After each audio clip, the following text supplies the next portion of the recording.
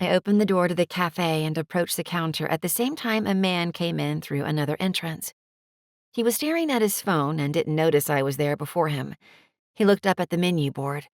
I'll have a gyro salad. Thanks, Lindsay. We're running behind. It'll be about 10 minutes, if that's okay. I cleared my throat, which he didn't notice. In the same way, he paid no attention to the woman behind the counter. If I weren't hungry, I would have let the whole thing go. But I was, and that, combined with the cafe running behind, pissed me the hell off. Excuse me, but I was here first. No response. In fact, no reaction. He turned his back and leaned against the display case, something I was sure the employees who had to clean it didn't appreciate. I said it again, only louder. When the very handsome man with dark brown hair and eyes I could see were green, turned around and looked straight at me, I nearly gasped. Standing less than a foot from me was Sumner Copeland, whose photos I'd studied, and yet I hadn't recognized him when he first walked in. What did you say? I, said I was here first. He shrugged and went back to his phone. He gets lost in his own world, said the woman he'd called Lindsay. What can I get you? I couldn't think straight. I couldn't even focus on the menu. If I weren't starving, I'd walk out. I'll have the gyro salad also. Anything else? She asked, punching my order into the computer.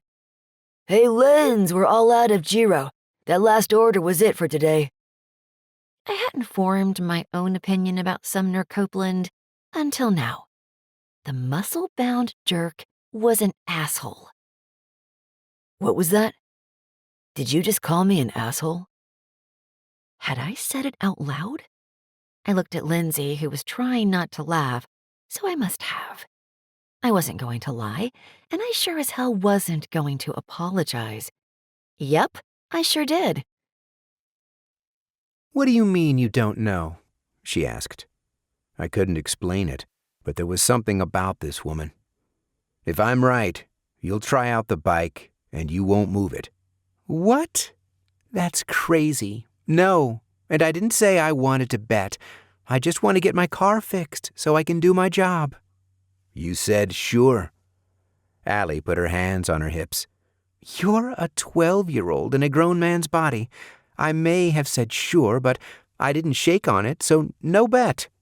If I lose, I'll give you a story. What the fuck? Had those words just come out of my mouth? I'll give her a story? Had I lost my mind? Which story? I don't know. A good one. She shook her head. Warwick's story. Before I could say anything, she held up her hand. Warwick's trial. An exclusive. Daily updates. I was 99% certain I was right about the mechanic scamming her, but if I wasn't, there was no way I could give her what she was asking for. That's what I thought. Allie began putting lids on the food containers and loading them into the fridge. Not really a fair bet. She set the last container back on the counter and rested her hands on either side of it. I've had a really long and not-so-great day.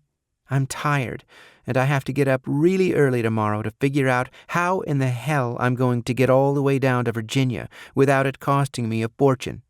So, if you wouldn't mind, I told you I'd give you a ride. I don't think that's a good idea. I won't forget about you again, if that's what you're worried about. I'll stop in the garage before I go up to my apartment and put the battery on my seat. I saw the hint of a smile.